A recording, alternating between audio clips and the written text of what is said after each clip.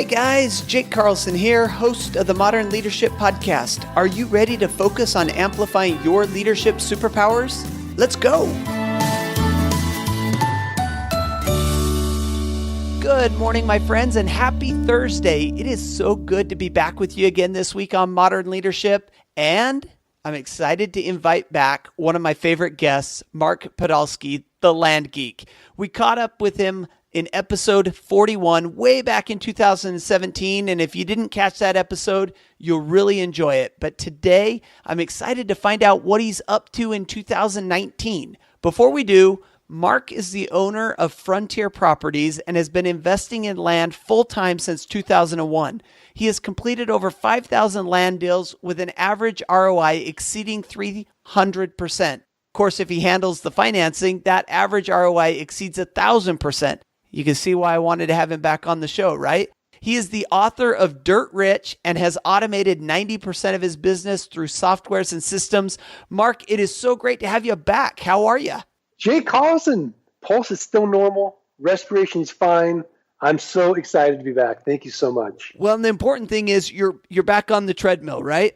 I'm back on the treadmill. And look, I'm still making that argument. Sitting's the new smoking. Although I will tell you, I did get a Peloton. I love the Peloton.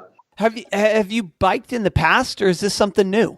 No. I biked and I got in a bad accident. My wife's like, no more biking, especially out where we live in Phoenix. And I was going to kill myself. She's like, get a stationary bike. I'm like, okay. So I did. I fought it for so long. And about 3 months ago, my wife finally said, Jake, we are going to the gym. We have passes over at the Lifetime Fitness, this great gym. They have a great class. She said, Jake, we're doing it. I went in there. I was instantly addicted. I go every Thursday night, Saturday morning, and she tries to drag me on Tuesday mornings as well. But I just love spinning on that bike. Yeah, it's so fun. It's a great workout. You sweat. I love it. Now, are you doing any podcasting on the bike? No, I have not done it yet because every time I do one of those rides, I feel like I'm going to have a heart attack. So I can't talk and ride, no. Well, I'm with you. Sitting is the new smoking. I have had a standing desk for the last year. I love it. I did just buy a chair, and I have this mechanical desk, so it goes up and down, and I usually spend about an hour sitting during the day, but the rest of the time, 9, 10, 11 hours a day standing up, and I absolutely love it. I think it helps my voice come through on the podcast a little better. No, I agree. It's kind of, the energy's better, right? I think so. So a year has gone by, over a year actually. We had you on the show in 2017. It is now March of 2019. I know we're recording this a little bit early, but this releases in March. And I got to ask, what's going on? How are you? I'm great. So I'm really focused on sort of that mantra that I think we talked about. I can always make more money, but I can't get more time. So I'm to that point now where I really want to just keep looking for ways to automate, delegate, systematize, eliminate, so that I can really work when I want, where I want, with whom I want, and not just be wealthy financially, but be time wealthy. So that's just been my focus. In the beginning, I asked you if you were on the treadmill, and of course, I'm speaking specifically and directly about an actual treadmill because I know that you do a lot of your podcasts while walking on the treadmill.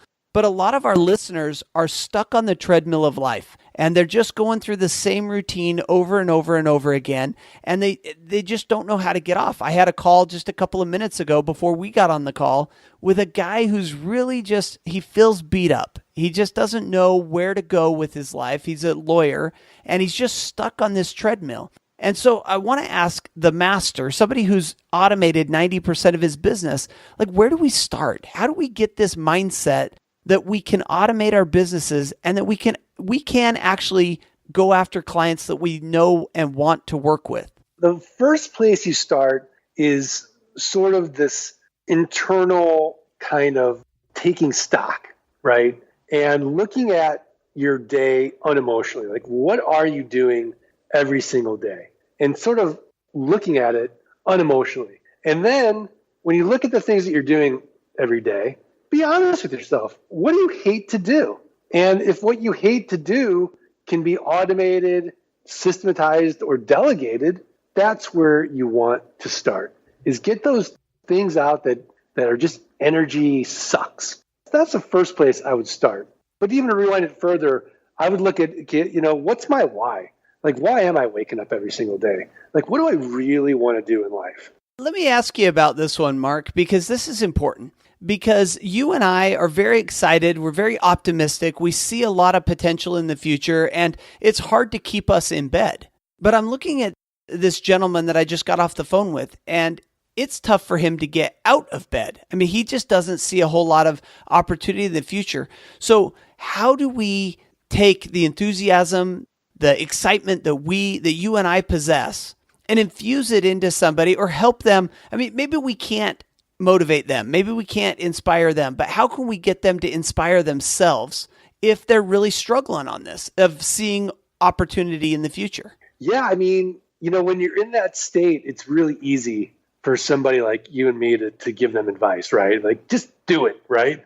Nice and cheap. Like, listen to Tony Robbins, do the 5-second rule, 5, 4, 3, 2, 1, launch. Like, don't think about it. Just do it, like Nike says. But, a lot of those cliches are cliches because they're true. And so sometimes we have to not put so much stock in how we feel. You don't feel like doing this. You don't feel like doing that.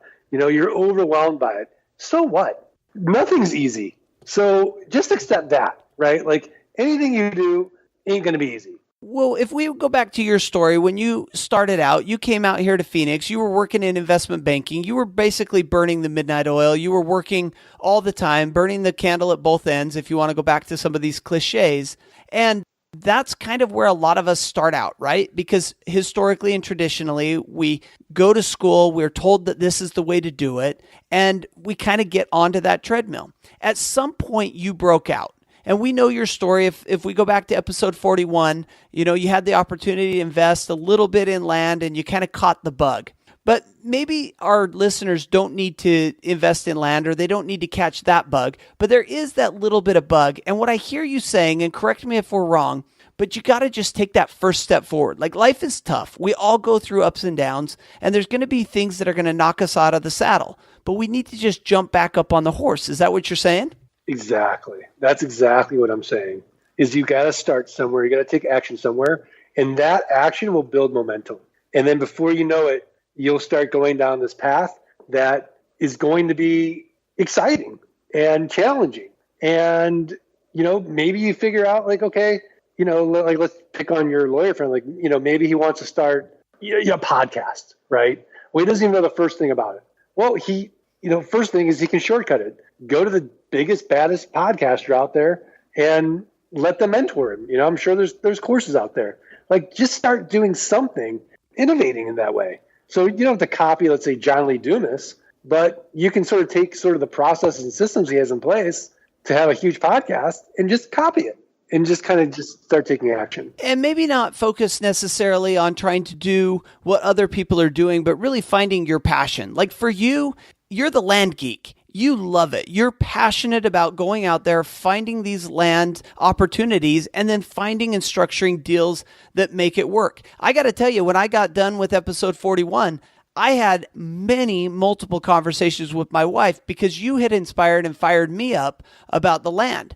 But what you're saying is not that we all need to go be land geeks or we don't all need to go be podcasters, but find what you're passionate about, what you're excited about, but then really lean in. Nothing's going to come the first time that you try it out. I remember my first podcast, Mark. I turned on the recorder. It took me 3 hours to record the first 30-minute podcast episode because I kept stopping it and repeating, and I just hated it. And I'd look in the mirror and I'm like, Jake, you're talking to yourself. No one's listening. It was so difficult. And now look at, we're 300 episodes in, and it's easy to just click on the microphone and just start talking. Yeah, exactly. You had to get your reps in. So, I mean, I always say you've got to embrace the suck. Like, I was the same way, Jake. My stuff that I started teaching was terrible. I put on like this purple bow tie. I was in my office. I mean, I sounded, like monotone. There was no energy. But so what? Like, the content was pretty good. Like, what I was saying, like, I knew what I was doing. And, I think if you start with, well, even if it doesn't look great or doesn't sound great or, I'm awkward at first and I'm uncomfortable. As long as I'm providing value and I'm going to get better at it in time, that's really where you need to start, is where can I add value? I want to talk to you a little bit about coaching and a repetition, because as you were talking, a thought came to my mind. My son, he's 7. He just signed up for hockey for the first time. I'm the proudest parent you could ever imagine. I played hockey all my life growing up, still play to this day. And for my son to strap on the skates, it's just, my heart, be still. But, I look at like athletes. It doesn't seem weird for an athlete to run play after play after play, like practice, repetition over and over again. Like I remember playing hockey and skating around the dots and, ladders up and down the lines.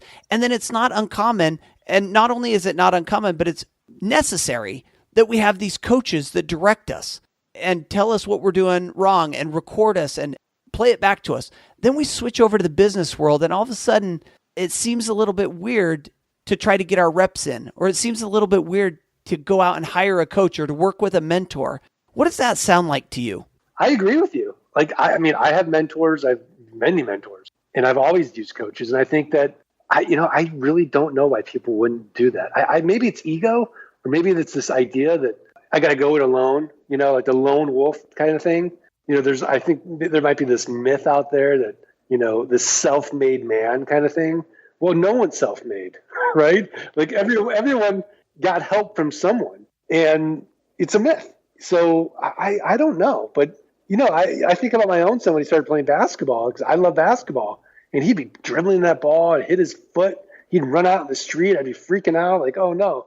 And now he can dribble like Kyrie Irving, but it took years of daily practice, and he hated it at first, but he needed that encouragement.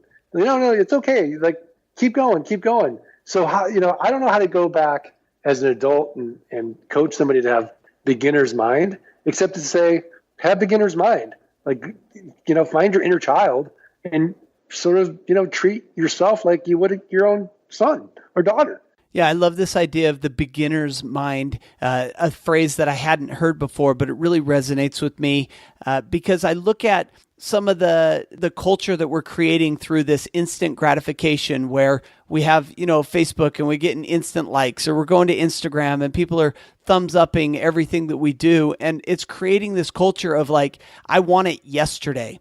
And then we hear stories about like Mark Zuckerberg starting Facebook in his dorm room, and these kids that are starting multi-million and billion-dollar companies and really being successful. And I think it's creating this mindset and this culture of, I want it yesterday, and not willing to pay the price. And yet in the sports world, we understand and recognize that your son's going to dribble the ball off his foot before he becomes Kyrie Irving. But why in the business world do we not think it's okay for us to have to work 10 years or 5 years or really work hard, put in the reps in order to have the success that we're shooting for? I think what you said is true. I think it's culture. I think, you read Fortune magazine or Forbes magazine, and comparison becomes a thief of happiness. And next thing you know, you're kind of demotivated by it all. And so I think that you sort of have to ignore all that noise and, judge yourself by an internal metric, not an external metric. So that internal metric is something that you can totally control. Did I create joy for today? Did I add value today? Did I do my best today? Did I learn something new today? Was I kind today? These are all things we can control, right? Did I make 10 sales today? Well, you can't control that. Like that's not in your control. Did I sell my company for $1 billion? Well, you can't control that either. But the things you can control and you can really focus on, after a while in time, that starts to build and build and build. Next thing you know, you do have something that you've built the value. So we're talking to a guy who's done over 5,000 land deals. I mean, this is, Mark, you have the experience that very few people on this planet have when it comes to putting together land deals. And we're talking to you about systematizing and putting in automation. And one of the things that you said before we started going on this little bit of a tangent of mindset, which I love, by the way, is you said, start with looking at the things that you do and the things that you hate doing and see which ones of those can be either eliminated or delegated. But you started by saying something first. You said emotionless decisions. And I want to take you back to that string just a little bit and ask you about emotionless decisions. Yeah. I mean, when I think about my day, right? I can emotionally get wrapped up in shoulds. I should be doing this. I shouldn't be doing that. But when I have a coach looking at my day, they don't care about my emotions. They're just saying, look, Mark, if you're spending an hour a day on email, how much money is email making you?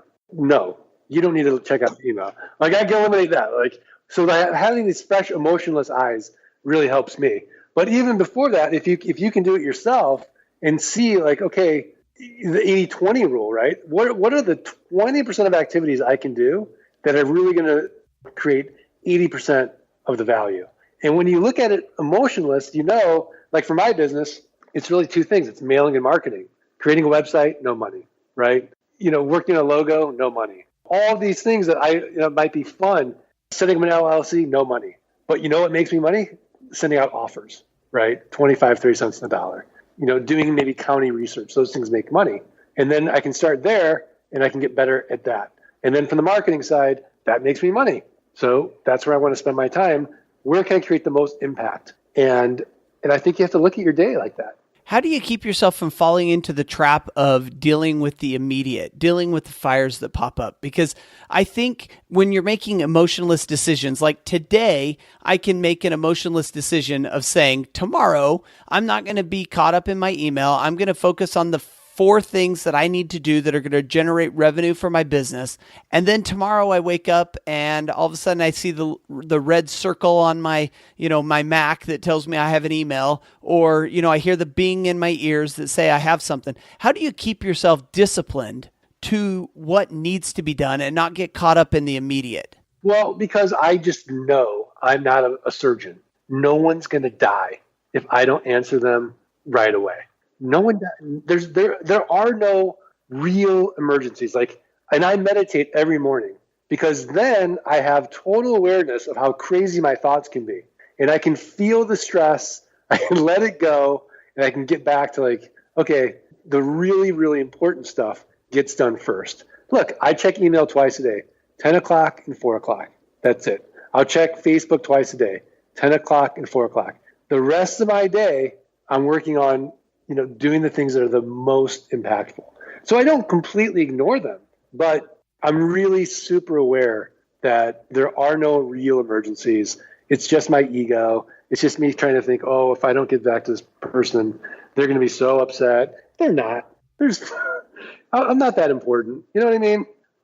When I get to it, they get to it. And if they are upset, I'll deal with it then. And don't we often make it bigger in our minds? If I'm waiting on this email, and if they're waiting on this email from me and they don't get it in the next 5 minutes, they're going to be so upset, and then this is going to happen, and then I'm going to lose my house and my family's going to live under the bridge. And the reality is maybe they will be upset. And maybe there are some process changes and adjustments that you need to make within your business in order to keep, reasonably good customers and clients as part of your business, but that doesn't mean your family is going to end up living under a bridge. Yeah, absolutely. I mean, if you're listening to this podcast, you've got a smartphone or a computer, you're living like the top 1% in the world, right? I mean, these are all first world problems that we all have. No one's going homeless. You know what I mean? I mean, no one's starving. And it's so funny, Jake, because I actually go through this exercise. Tim Ferriss had this fear setting exercise he talks about. And he actually what would happen if this happened? You know what I mean? And what's the worst thing that would happen? And you go through it and you feel so much better. Nothing really. You and I, we could be homeless tomorrow. And, we'd go to the public library and we'd start climbing out of it. That's the reality. I was at a mindset workshop this past week, and that was the exact question that was asked to the group. The question was, if everything was taken away from you today, like your home, your car, your office, your business, your contacts, everything was taken away except for your knowledge, your experience, the things that you know how to do. What would you do? Would you curl up in the fetal position, suck on your thumb and cry about it? Or would you pick yourself up by your bootstraps? Maybe you don't have, maybe you're barefooted. Pick yourself up by your toes and go out there and rebuild your business. And what kind of mindset do you have? Is it the I can recover and rebuild? Or is it, this is going to defeat me and knock me down and I won't be able to recover? And I think you're right, Mark. The listeners of this podcast have already proven themselves to be the types of people that are focused on success, on the journey, on the things that they need to do in order to be successful. Exactly. So what's this Dirt Rich all about? Last time when you were with us, we didn't talk about Dirt Rich. Dirt Rich, how one ambitiously lazy geek creates passive income without renters, renovations, or rehabs.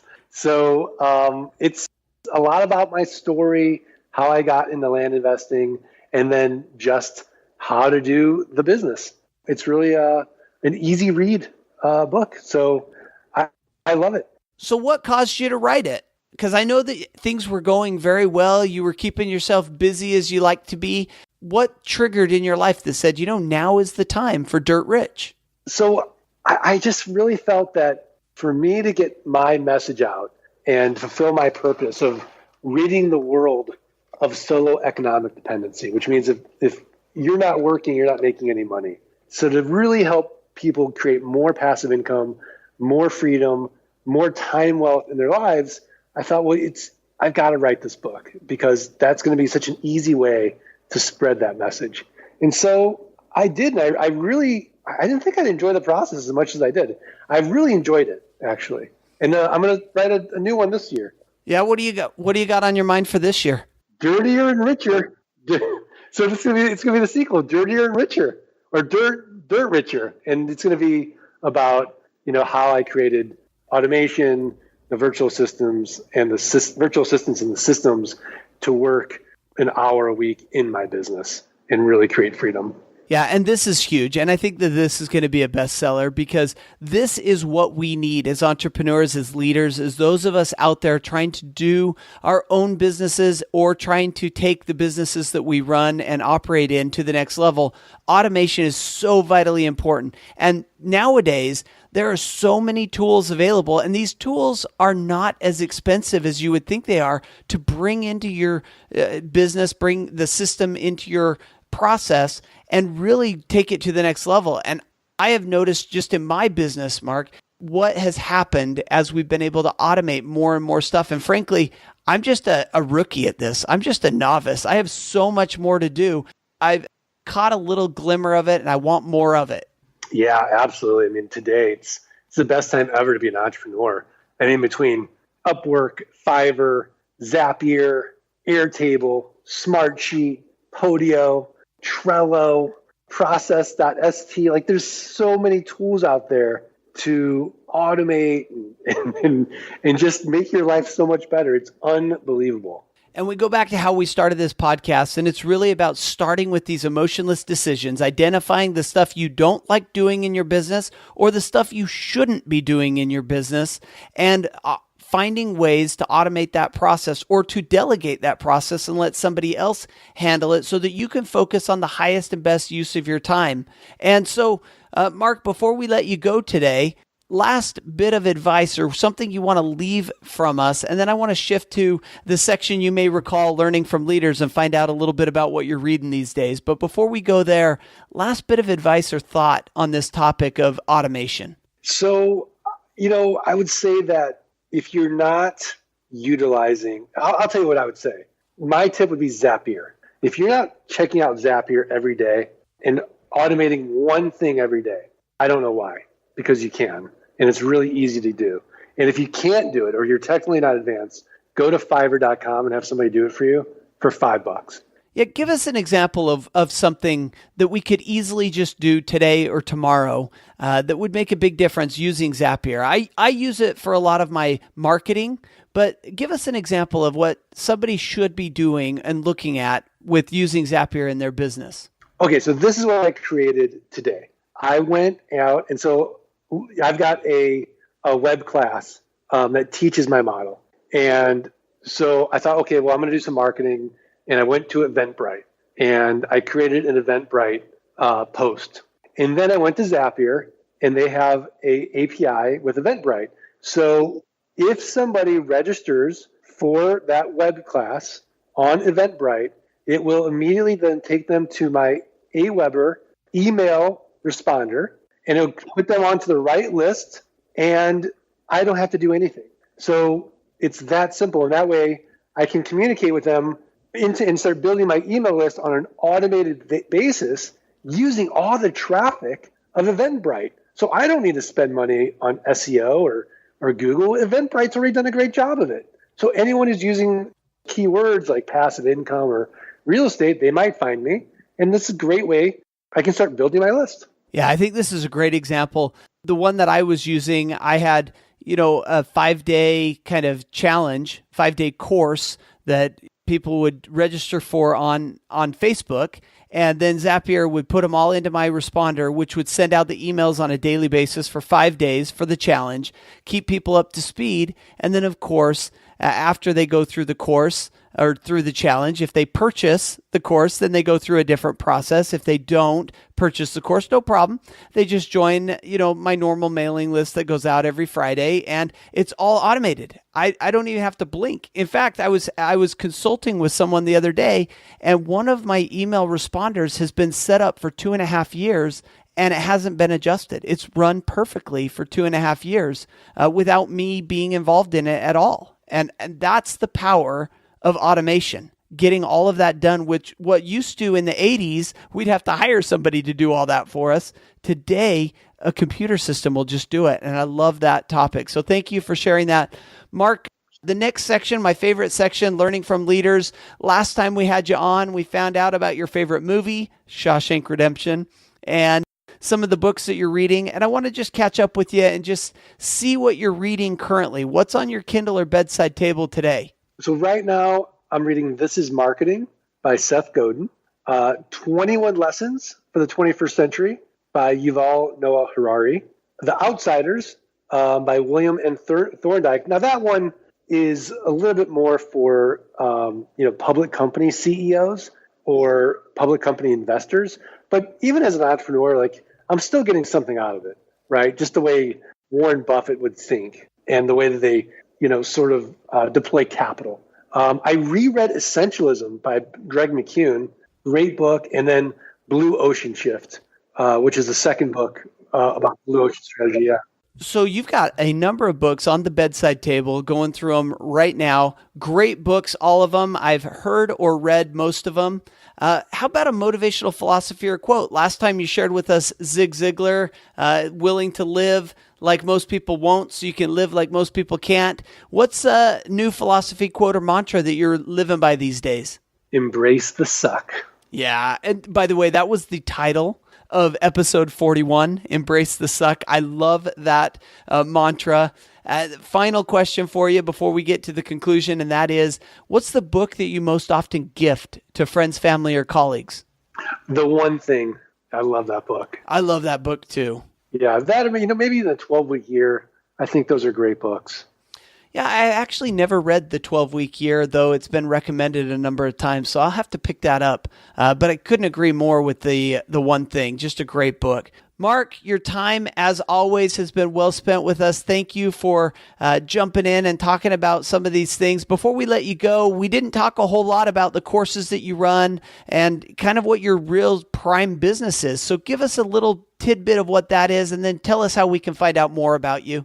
Yeah, I think the best place to go is thelandgeek.com to learn more. And then, Jake, for all your listeners, they can get our passive income launch kit course, which is normally $97 for free, if they just go to thelandgeek.com/launch kit and register there and see if this is a good way for them to create passive income without renters, rehabs, or renovations. Which, with HGTV, which seems to run on a continuous loop in my household here, I love this tagline because HGTV tells us that the only way to make money with real estate is to flip houses, is to go in there and fix up dirty, broken down houses or to put renters in it. And I love this idea. And for more information, obviously, we need to go back and listen to episode 41. But there's more options out there that don't require you to deal with tenants, don't require you to, have to pull up carpet and all these different things. And so we'll go ahead and link that up on the show notes. Thank you for your generosity of sharing that launch kit with us, and we'll send a bunch of people your way. Before we let you go, any last bit of advice? The best advice that I can give you is just keep being curious, stay open, and look for opportunities when they come, and just have that internal metric. And don't worry about what everybody else is doing. Focus on those things that you can control and create joy in your life and create joy and value for others.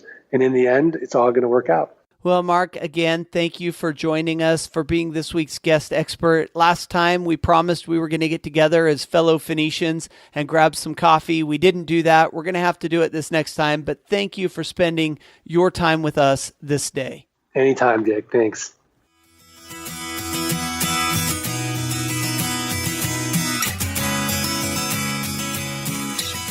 All right, my friends, what did you think of that? It was so great to have my friend Mark Podolsky back on the show for the second time. If you didn't catch the first episode, you'll have to go back. We had so much fun talking about his business, the Land Geek, and all the great stuff that he's doing. It's always fun to connect with a fellow Phoenician, someone here out of the Phoenix area, and Mark has just got this great personality. I love that he walks on the treadmill while he's doing his podcasting, and just had an enjoyable time chatting with him. Big takeaway from this episode is this idea of comparison. And don't let it be the thief of opportunity for you. Don't let it be the thief of happiness. Comparison is okay if it's improving you, not if it's taking you down. Of course, everything that we talked about in this episode can be found at jakeacarlson.com/ML110, 110, episode 110. And until next week, I want to wish you the very best of days, an even better life, and of course, stay awesome.